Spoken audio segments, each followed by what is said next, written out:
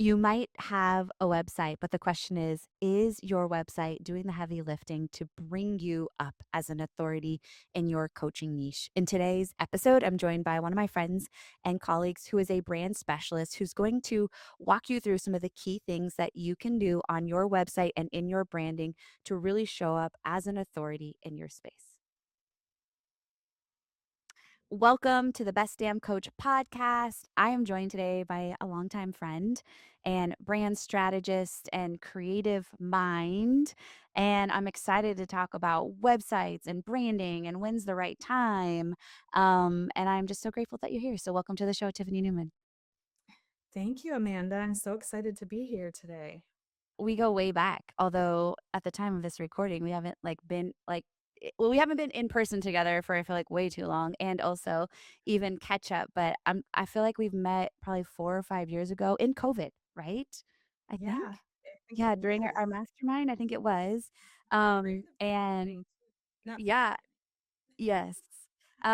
We were together in a mastermind, and I just remember I joined a mastermind like 2 weeks before. You've heard this story, but I'm going to repeat it. 2 weeks before this trip to Savannah, Georgia, I am kind of, feeling pretty new in my business, but also like a little boss babe ish. Hop on a flight last minute, go to Savannah. It's this intimate room. I don't know if there's 15 or 20 of us in this mastermind. And I walk in my like Lululemon leggings and like total athletic gear, and everybody is like just dressed so beautifully and on brand and professional, and I kind of wanted to crawl into a hole at that time, but I remember you specifically, and I think it was kind of on brand at the time. I was doing health and fitness stuff, so it I was was gonna somewhat on say, it brand. was on brand for you. Yes. But I just remember, I think you even spoke at some point, and just you're always Mhm. just so classy, and jewelry and everything tied in together. And I really think that that was like the first time we kind of hit it off. And we've gone through NLP training together. We spent literally a month living together in Austin while we were master certified together. We've done and seen a lot of things in business, but it's been really fun to do that with you. And you're also a big reason, or a big, yeah, I guess a big reason that Best Damn Coach has become what it is. You helped me take like this idea in my brain and create a brand out of it. And you're responsible for the web design and all the cool features of it. So I just think the audience should know that so they have some context, but I'm grateful for you. Yeah, same. It's like, wow, look at how far we've come since then. It's so cool. It's so true. Yeah, well, you've been on the show before, but in different contexts. It's been a hot minute. We're both kind of same but different things, right? And I think it's a really great conversation to have together. And I want to tell this story that I think just magnifies what we're going to talk about. I have a client, an amazing, brilliant woman, and I remember through probably like 3 or 4 sessions into our coaching, she's a private one-to-one client, which I don't do very much of, but she was just like the perfect person. She really wanted to do one-to-one work. And she came like 4 sessions in and was like, "Hey, could you look at my website? Like nobody's booking calls for my website." And I thought it was just such a funny, of course, right? This is often, and especially in the beginning, where we think the website is going to do the heavy lifting for us, and it could, but often in the beginning, it doesn't, because we're missing some key elements, which we're going to talk about today. And I would love for the listeners just to know a little bit more about, well, what makes you masterful at like the authority building and the brand design. Tell us a little bit about your backstory. Yeah, so I can't wait to dive into all of that because you and I agree on all the things. So, but yeah, so my backstory, I kind of always like lived and breathed design. I remember like as a little kid, I used to sit on the floor and like draw architecture plans. Like I was kind of a nerd in that way. And it turned into graphic design for college. And then I was actually a professor of design and branding for some time. And then in my corporate career, I worked with brands like Adidas and Burt's Bees, Stoli Vodka, Chase Bank, a lot of the big brands. So that was my dream, honestly. Like that's what I wanted to do. It's what I ended up doing. I was very, very lucky, but also it wasn't luck. Like I worked hard for that. And then, we both just caught up on where our families are at. But at that time, I had recently had my daughter, and I found myself a little bit TMI, but I know there's a lot of ladies in the room listening. Found myself pumping in an airport bathroom and like saving my milk and all of those things when she was I was home for a time, but still doing that. Yep. And I was like, this is not the life. This is not the dream has changed basically. And so then I really started thinking about entrepreneurship. And so, we all start somewhere. And that was similar. I had walked into, I think I had been in business for a year or two when we met, but I was still fairly new as well. And luckily, I was able to grow very, very quickly because I had the background that I had, how to brand, how to market, all of those Yes. things. Talk about Um, super bonus. yeah, so I was very lucky in that capacity, and then it just kind of led one thing from another. I was trying to decide like who's going to be my ideal audience and really locking that in, and I was like, "Oh, entrepreneurs are my jam. Like I love other business owners." And the rest is history. So cool. I rewind really you've been a part of really 2 brand shifts. The first time under the Feel Amazing Naked brand and umbrella, which is so fun and such like a big part of my life, and then shifting into the best damn coach. And what I love about you is and why we agree on so many things is that, there's I always go back to the statement I make is like you can't put whipped cream on poop. Right? You can't throw a logo or cool brand colors on messaging that's piss poor or lack of authority or credentialing. It's not going to get you to where you want to go. And so I would say, I don't know if you still use languaging around this, but it's very holistic in nature. It's like everything flows into each other and there should be seamlessness. But it should reflect your personality. And I do feel like for the first time, like my brand definitely reflects like my boldness, my like non-fluffy energy and Mhm. that's a huge part of you being able to like take that and wrap that in. And so what do you feel like for you gives you like that super genius? Obviously, since you're a little girl you've been sketching, but if you were to say like your superpower in all of this, like have you zoned in on that? Oh, well, thank you for asking.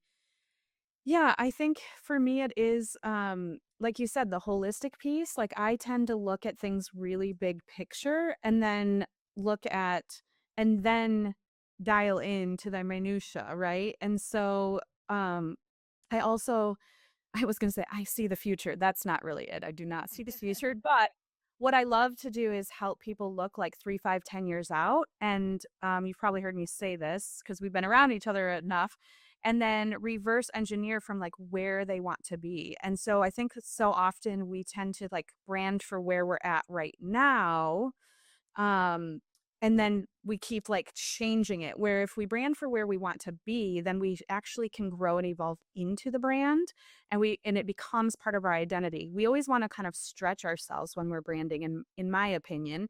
Not like fake it till you make it, not like make stuff up.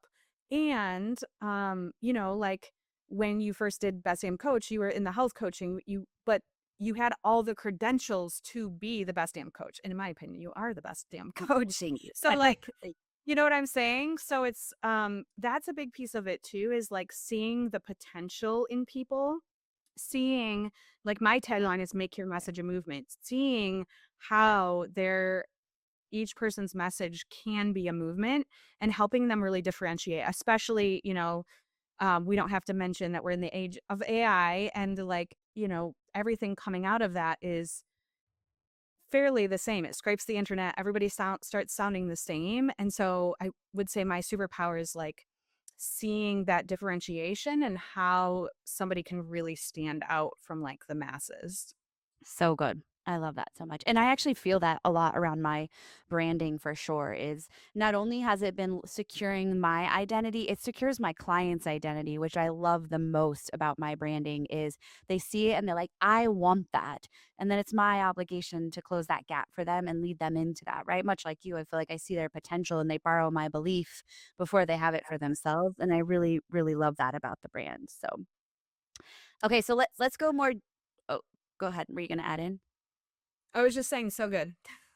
So true. Um, so let's dive in a little bit into something that we both feel passionately about, because we've probably seen. I mean, I made this mistake early on before I met you, and we sometimes think that we decide to be a coach or business owner of whatever, and the first step we want to go make is to put a website together because that's what people do, right? And that's what makes it professional. And my opinion is because I've seen so many coaches in my world spend a lot of money on websites that weren't great. They obviously didn't work with you, but they spend a lot of money on a website that aesthetically looks beautiful, but the messaging on it is so horrible.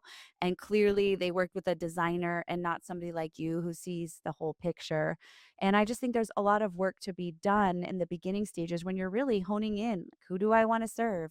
And what do I need to say? And what are my thoughts and beliefs? And like the dragons I want to slay that differentiate me, as you said, in the industry. And I'm sure you see that all the time. Yeah, absolutely. I mean, the majority of people I have actually I'll say like I've invested in this and like it never felt like me or it's no longer me or I never liked it or it's to your point it's not converting and the thing is when you're first starting out like you don't have massive amounts of eyeballs. It's not unfortunately build it and they will come. It just doesn't magically attract people. Now when you get to a certain point there is right and wrongs and do's and don'ts and best practices for websites to convert. We don't want it to just be this beautiful brochure that has no action, you know. So there's you can get very fairly far without a website. And that is where I'm probably the only like brand strategist who builds websites who will say that because it's like, let me take your money. But no, like I want people to be in a certain stage where it makes sense to invest. And then, yes, when you get to a certain stage, in your business, then it's kind of weird if you don't have a website. It's at one Yeah, at some totally. So let's dive in then. Can you speak to like how do I know I'm at that stage? What is that stage? What's missing so that listeners can kind of identify what that looks like for them? Yeah. So for me, it's really when you are starting to get some clients in your world and you are starting to get those opportunities where you are going to have more eyeballs on your work, you know? So at first, it's just like get clients in the door, get revenue, you know, figure out where you want to serve, offers, things like that. And then if you really want to get on like podcasts, like speak on stage, write a book, when you're really ready to step into a thought leadership role in some ways, and we can define that in a lot of different ways. To me, it's just like you're ready to like walk the walk, talk the talk, and have authority in your space. Then it's really time because that is where when people want to book you for a stage where you know somebody's going to maybe bring you on as a and promote your products as a partner, those types of things, then you really do need, in my opinion, a website that positions you as that authority where the content, yes, it looks beautiful. And to your point, even more importantly, the messaging makes sense. And it's also conversion focused because you don't want just people to land and be like, oh, this is so pretty. You know, it's nice. Like you need clear call to actions. There's actually formulas that work on websites. And it changes. It used to be you wanted a lot of information for people to kind of sift through. Now with attention spans, that's why one reason I love your website. It's like, let's get to the point, let's take action. And then there's those, you know, times like one yours is one of the most succinct websites we built, which I love. But, you know, it doesn't also need to be this like long novel. So there's Yeah. so much more, but that's like the gist of it.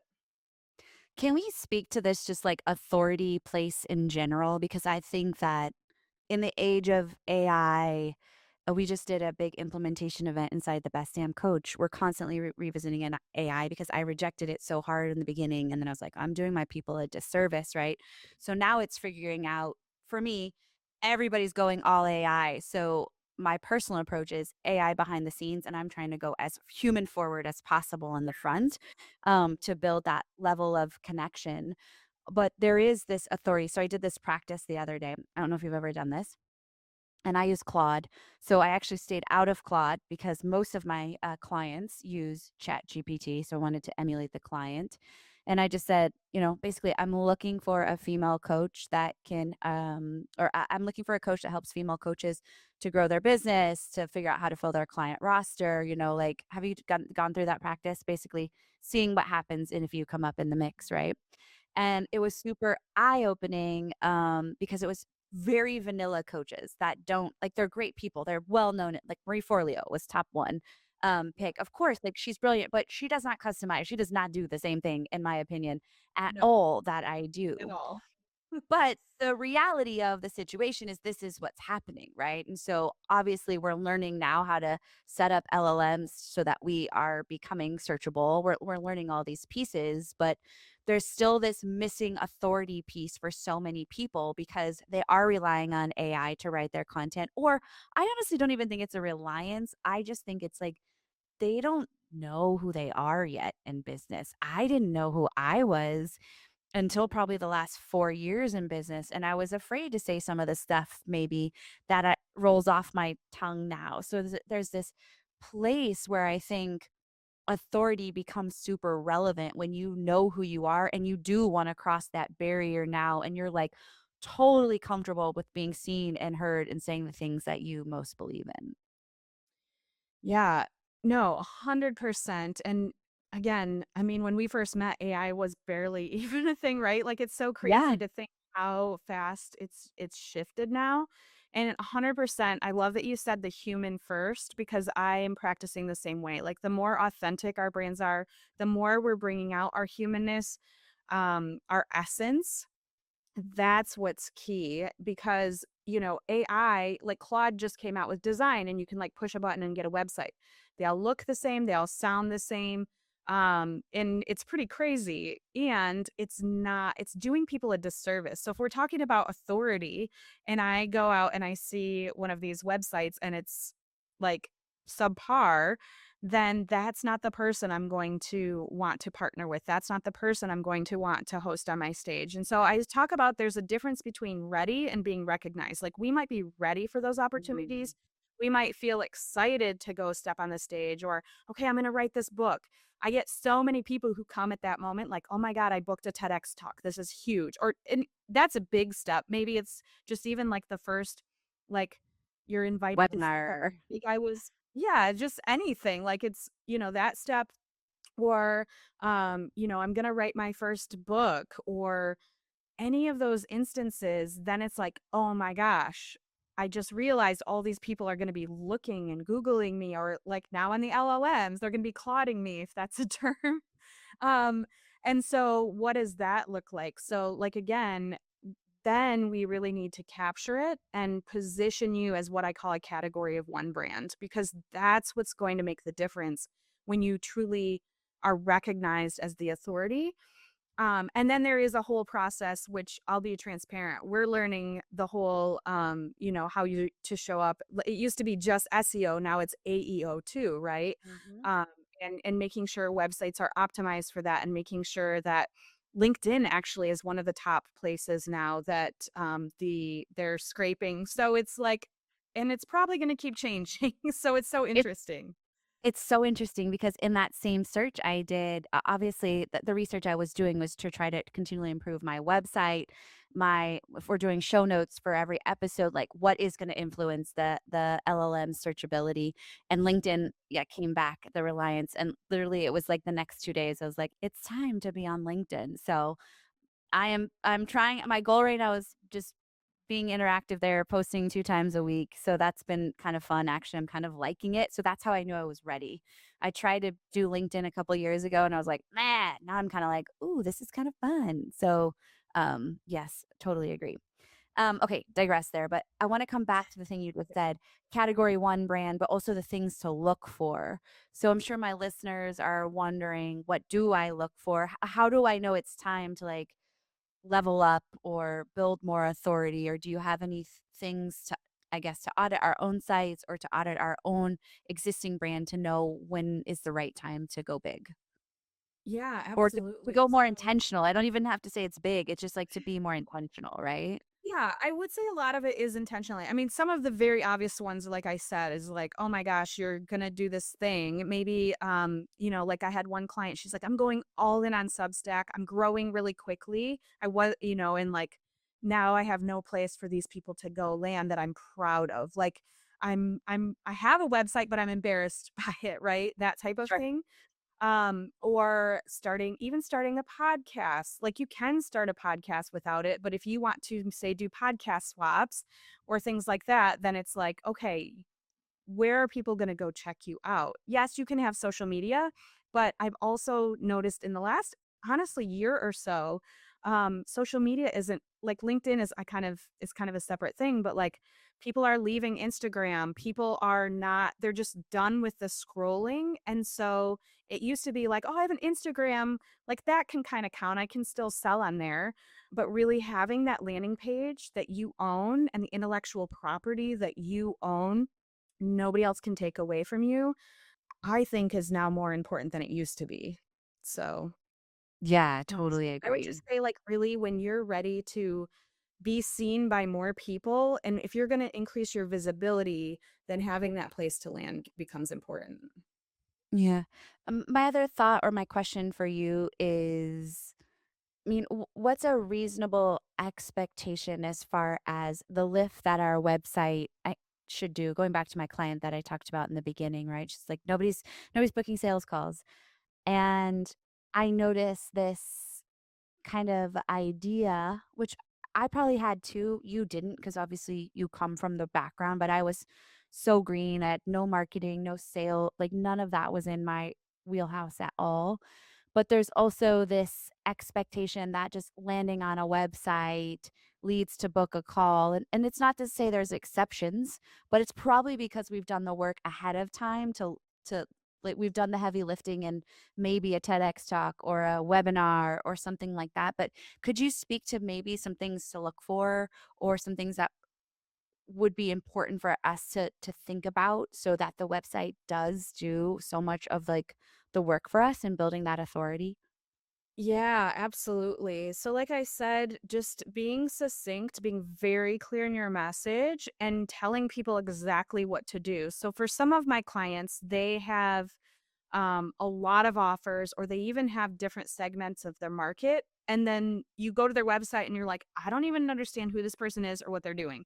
So, Mm, in that case, I call it a choose your own adventure website. Be very clear at the beginning that, like, if you are this, go here. So, for instance, one of my clients is a leadership coach. She coaches women, but she also works with the corporations. mhm. And so she was like, this is so confusing. So, it's like, right when you land on the site, it's like, are you a woman leader looking for support? Go here. And then it kind of takes them to a different page. Or are you this? I tried not to have people do that because it's is like a deeper dive and heavier lift. But if you're going to invest in the website, like do it right. Or if it's someone like you or I and we like are very clear, we have one ideal audience and we do that.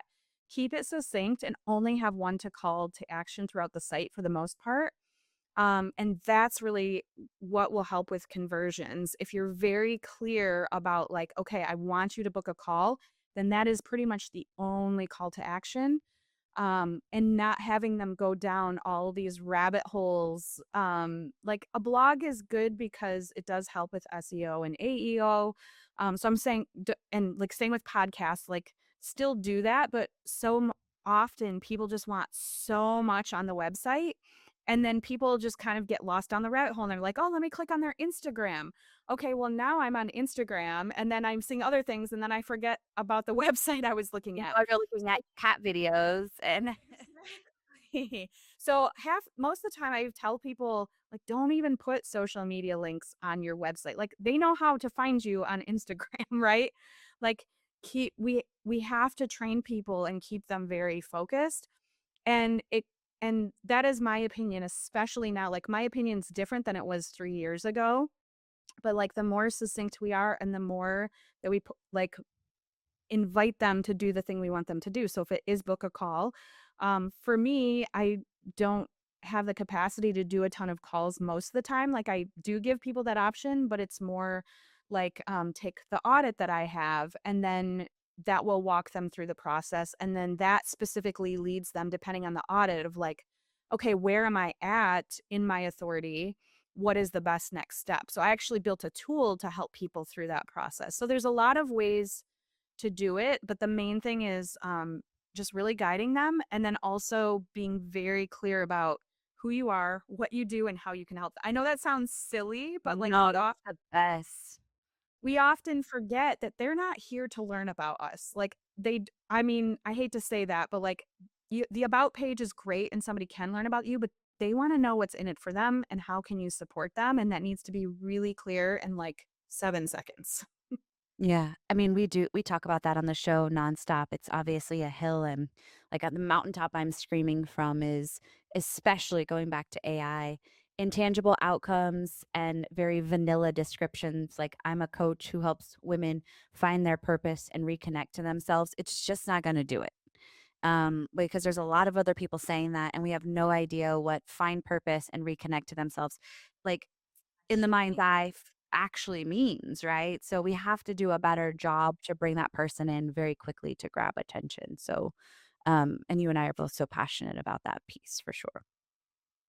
Um, Yeah. this is a random question, and then I want you to share the tool that you just referenced too, because I think that's super awesome.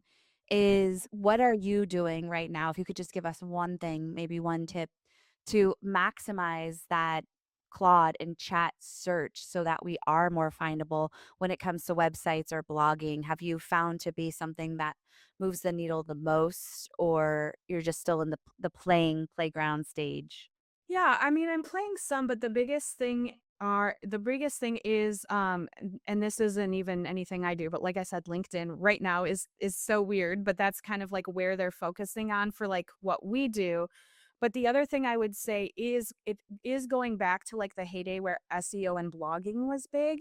For the longest time blogging was a thing, and then I feel like it kind of died, right? Yes, Now I think it's coming back to life because we that's how you kind of feed your website and you can get found, and then really being mindful about those authority keywords, like what are your authority keywords, and then how can you put them in there, and the more you have, and then also I've just been more, what's the word, bold, I guess, to use your language, in asking people to share the blogs, go back and comment on blogs and those things. Like the more we have out there without, to our capacity, we don't want to overwork ourselves and there's no point in right. that.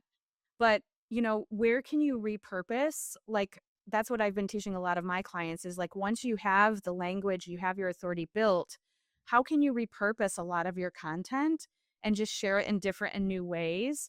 So then it just like compounds your authority. Like if, in the sector, we get afraid of like being a broken record, but we actually Sure. need to be a broken record. Yeah, we do. And that's one area we're working on. Obviously, LinkedIn, like you, but also, um, if you have a podcast already, you essentially have a blog. And I'm so grateful that we've done consistent podcasts or notes and that have been, we followed a lot of SEO juice through then, but now we're shifting and like really saying, oh, we need to make a few tweaks here to make it make sense for that as well. So definitely eye opening. But that's a cool thing about entrepreneurship, but also it can be the thing that pushes people away. There's never a finish line. It's constantly changing, and you have to love that. You have to fall in love with the process of being a problem solver around that. And I know it's not for everybody, but that's why we lean on each other so we can fill different, gaps for one another too. So true. So true. I know I'll admit I was like in this phase of like feeling behind. Like there was always like, oh, there's so much more. I feel behind. And now I'm like, you know what? I'm exactly where I need to be. And we just continue growing to your point. Yes, yes, for sure. Okay, well, before we wrap up, I would love for you to share. You referenced some type of tool just for them to use. So I'd love for you to send that and just or share that, and then also where they can connect beyond that. Yeah, so it's called the authority positioning audit. So really helping look at like where are you at before you start stepping into that visibility? Like what stage of authority are you in and what are the first things that can make the biggest difference to shift quickly? So that is at audit.brandospro.com. And then I would say, yeah, my website is yourlegacybrand.com. But even more so, like we were talking about, I'm hanging out on LinkedIn these days. Same. I left it in corporate and I was like, I'm never going back. And here we are. And here But you are. I'm also enjoying it more. So it's so funny how that Good. works. So you just search my name, Tiffany Neuman with a U. I love it. Well, thank you for spending time with us and pouring into my people. I'm definitely grateful. Yeah, absolutely. Thanks for having me. So good to see you as always. You too.